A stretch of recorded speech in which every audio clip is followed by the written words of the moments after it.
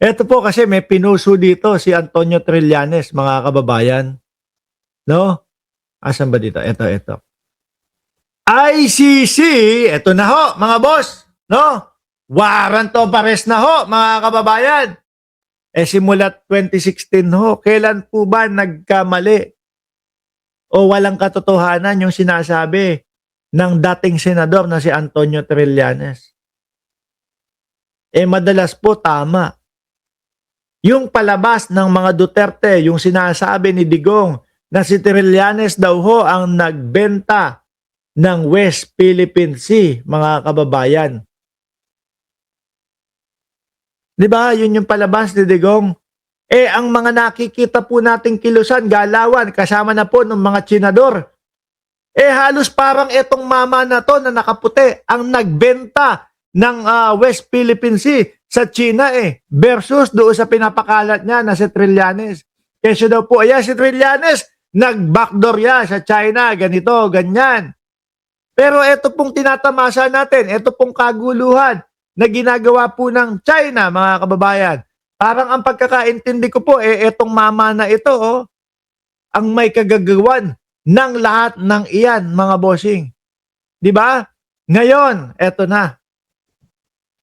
Alam ho nating lahat na si Senador o dating Senador Antonio Trillanes, mga bossing, ang kasama ng mga biktima papunta po doon sa ICC noong mga taon na 2017 po. Dahil ang Pilipinas, mga kababayan, ay pinamumunuan ni dating Pangulong Duterte. At ang kanilang inirereklamo ay si dating Pangulong Rodrigo Duterte. Na alam nila na kapag sa Pilipinas sila nagreklamo, walang katutunguhan.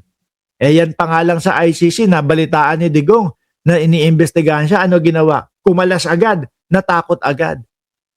'Di ba? At syempre ho, yung mga reklamo na yan ay hindi lang po si Digong. Kasama si Bongo, kasama si Bato de la Rosa, at kasama po yung ibang mga kapulisan. Kasama na din si Vitaliano Aguirre. Ngayon, ang sinasabi ni Antonio Trillanes IV, mga kababayan, ang ICC ay mag-i-issue na po ng arrest warrant versus 4, no? Versus por Rodrigo, co-perpetrator Trillanes, says.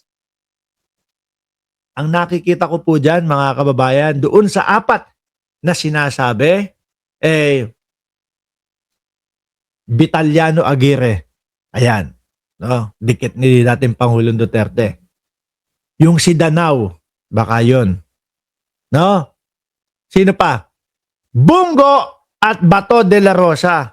Si Bato, ako naniniwala ako may matagal ng issue ng warrant of arrest kay Bato de la Rosa.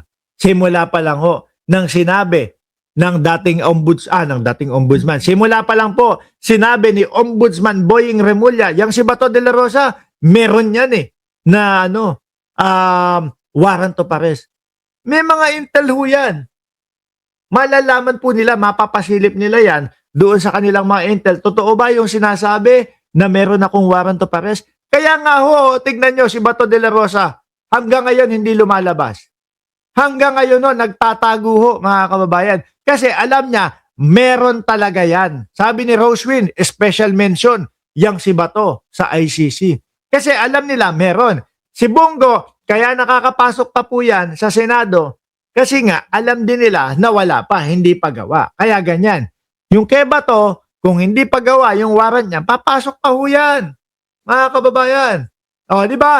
Kaya isa-isa na pong nawawala. Pero, nagkomento na ako, hindi ko pa binasa ito para sa inyo. No? Baka mamaya may sinasabi dito yung mga pangalan nung aarestuhin o papa-aresto. Former Senator Antonio Trillanes IV said the International Criminal Court could issue warrant of arrest against 4 alleged co-perpetrator of former President Rodrigo Duterte. In an interview with award-winning broadcast, Willard Cheng, okay, ang haba naman nun. Trillanes said cannot confirm or deny the existence of warrant of arrest against Duterte alleged co-perpetrator if they feel walang warrant lumabas sila. Si Bato yan. Di ba? Yan yung lagi nilang sinasabi. Kung walang warrant, magtrabaho sa Senado. Lugi ang taong bayan kay Bato kasi 300,000 sinusweldo pero hindi naman nagtatrabaho. They will know kung meron ngang warrant o wala, just like yung nangyari kay Digong. Kung matatandaan nyo, mga bossing, tolero ho yung mga DDS nung mga panahon na yon. Bakit? Kasi yung mga DDS, hindi Aba. Ano na naman ito? si Marcoleta yun. Kasi yung mga DDS, mga kababayan, hindi nila alam kung papauwiin ang dating Pangulo from Hong Kong papunta ng Pilipinas. Di ba? Tuliro sila. Ano ba? May warrant ba o wala? Nabanggit din ng dating Pangulo. Sabi nila may warrant daw ako sa ICC. Nabanggit pa. Sipain ko yan. Sipain ko yung mga ICC na yan. May sinipa na po ba? May nasipa na po ba? Nandoon. Nandoon. Si dating Pangulong Duterte, hanggang ngayon, wala pa. Ngayon, pauwi ng Pilipinas, may tumawag daw na anak, wala daw warrant of arrest. Ang hinala ko, kung totoo man na may tumawag na anak, si BP Sara yun.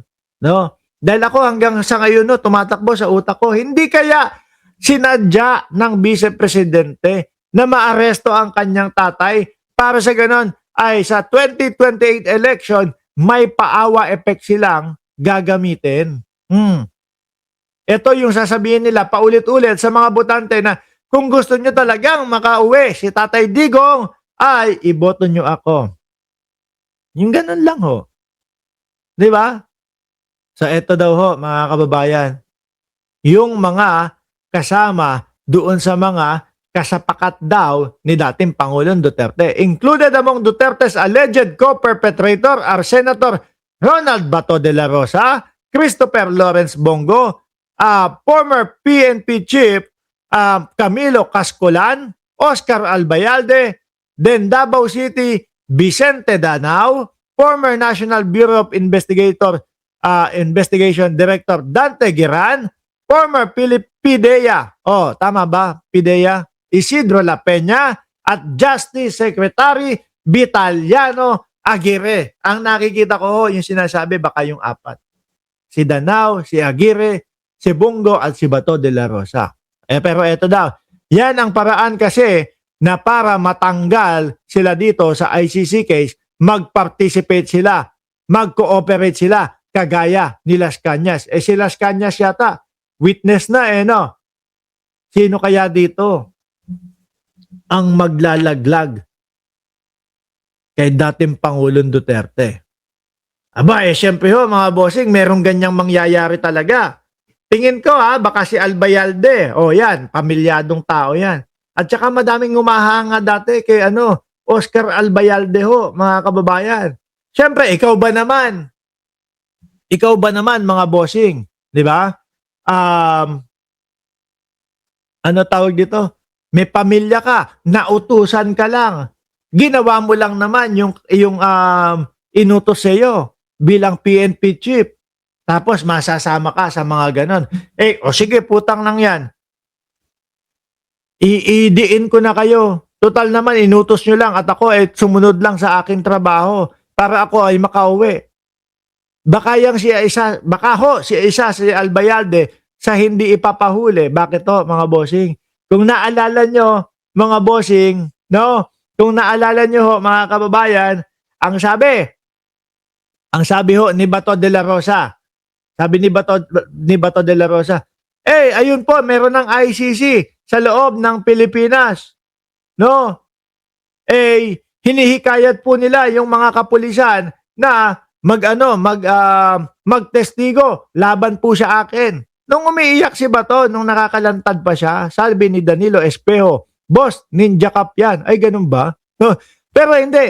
Malamang kasi talaga may makukonvince sila dito. Ilaglag nyo na, no? At ituro nyo na yung mga mastermind nito.